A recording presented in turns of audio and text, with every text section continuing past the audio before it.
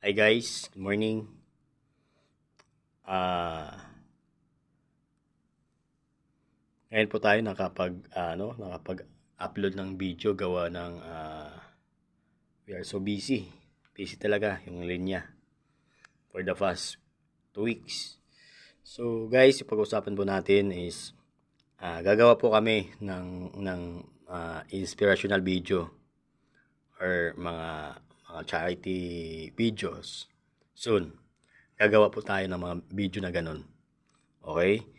So, sa mga nag-aabang po, tuloy lang po tayo sa pag-share, pag-like sa mga video po natin.